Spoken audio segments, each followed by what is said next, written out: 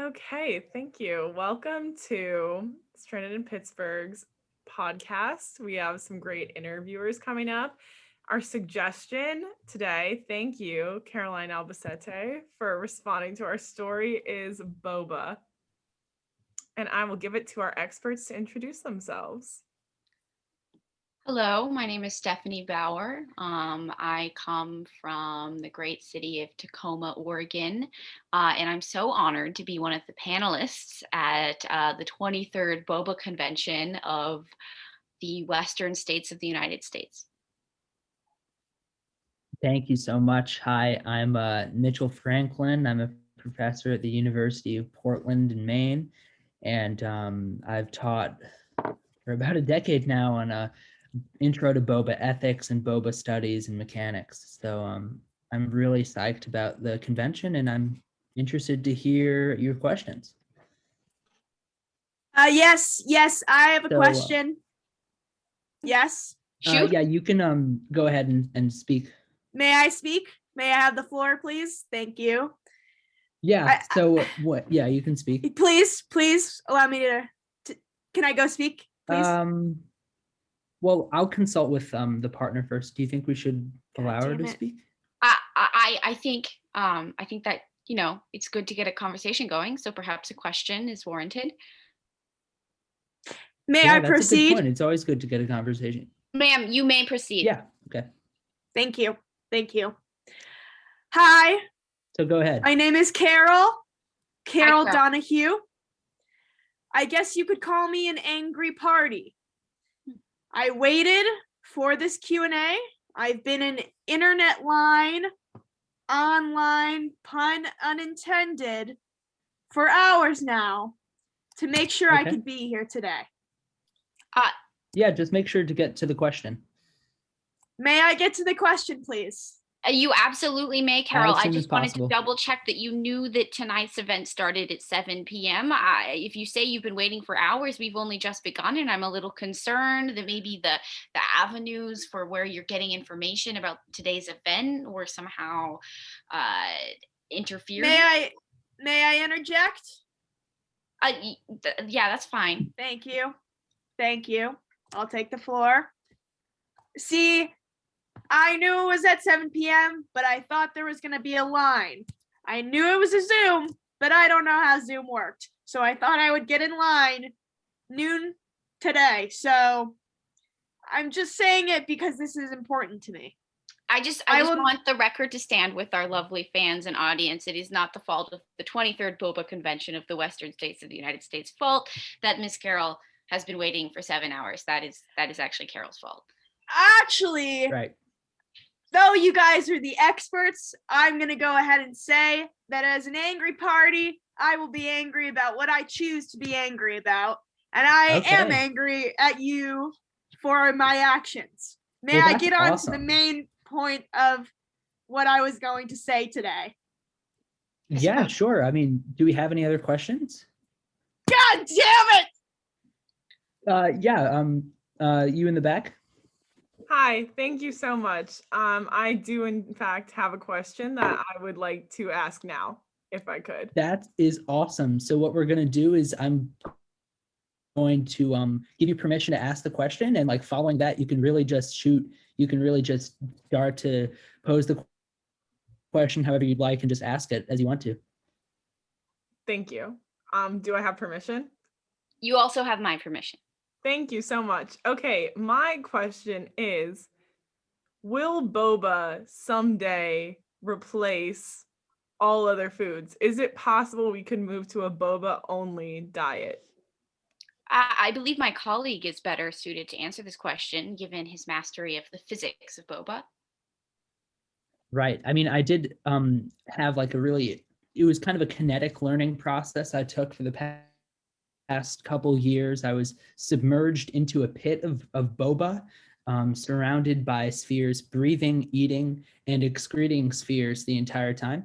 And I have to say that I think once people kind of realize the advantages to spherical food and like wet, slick, slippery spheres, rather than like a Right. Like nobody wants a big block of dry brisket. Why have that when you can just have like a big wet orb of brisket? So I mean, given that realization that is basically inevitable, I think, yeah, I mean, it's gonna take over. I just want the record to stand. I can't. I'm not in any authority on mass production or anything, but I have been living off boba exclusively for 15 years. Thank you so much. That's very That's enlightening. very And noble. also you're both very attractive. Thank you. Oh Thank yeah. you. Um, To the left. Oh, hi. Thank you. So I was just wondering, how did boba originate? Like, how did it begin? Like, what was the origin story? There's two different answers to that. You can look for the sort of more scientific history, but one of my particular interests is the history of myths. And in my extensive research in the archives of Portland, Oregon, mind you, I have determined that the origin story of boba is the inherent eroticism and desire we all intrinsically have for orb-shaped entities, that many of the historians of myth in regard to boba studies have determined it arises from our inherent desire to consume our eyeballs. mhm, mhm, mhm, mhm. Yeah, with the And eyes. to our other guest. Hi, my name's Debbie, and I was wondering, I would love to have a career in boba. So I was wondering, like, what kind of like internship opportunities you suggest, or like kind of networking ideas you might give me for someone who's really looking to take off in boba. Okay. Are you a student? As of now, yes. And what's your major? Congratulations. Oh, congrats. Thank you. My major is fashion, Mm. and also culinary arts is a minor. Okay. Okay. Well, I started in school, and I mean, my one word of advice would be it's a grind, and you got to stay in the grind. I was selling wet boba out of paper bags for years, and the bottoms of the bags would get really wet, and all the little balls would fall through on the sidewalk, and I would have to like pick them up. So I used plastic bags after that. So you really have to innovate.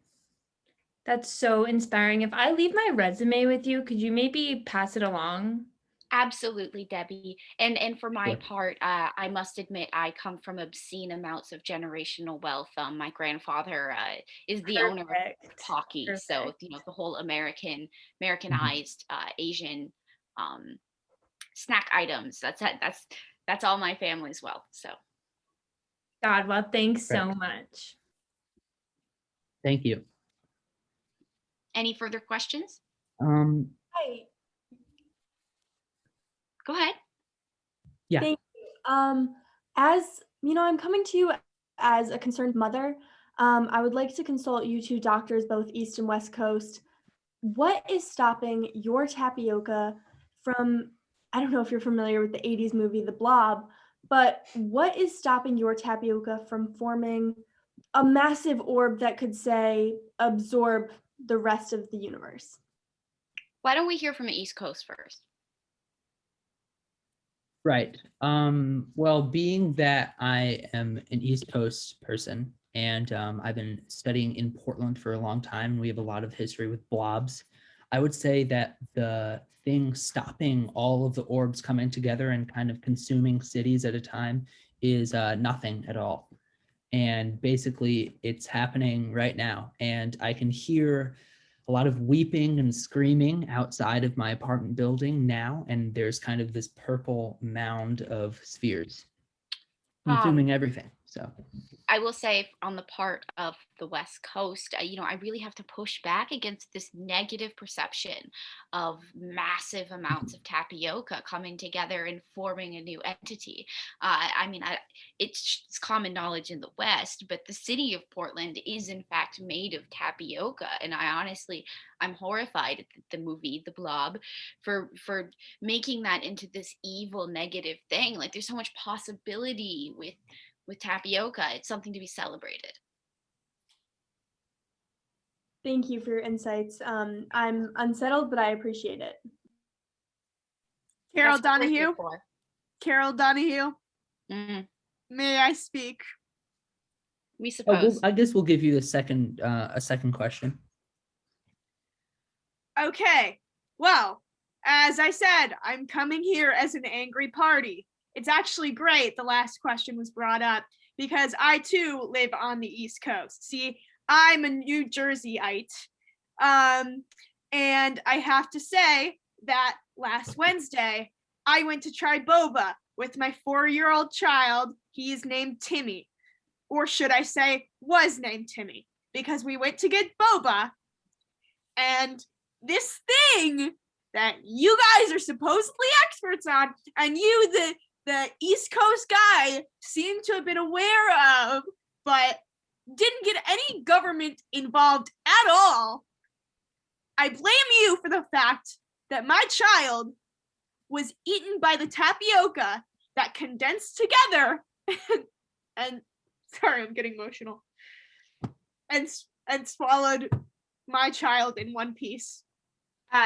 Ms. Carroll, in defense What? of my colleague, you brought up government intervention, but as we've seen all over the place, is the United States federal government really the entity that we want interfering in any situation? So you're saying it's not your fault? Mhm. I'm just, To hell I'd with like you. to tell you first off, I'm sorry about the little faces on my screen. I'm not really sure how to turn that off. But Yeah, it seems like you are laughing, crying at the death of my child. I think that was luckily a crying emote, so I think that's quite fitting. And I would just like to say that, Carol, I'm really sorry for the loss of your young son that didn't really get to experience most of his life at all. There's really nothing we can do about that.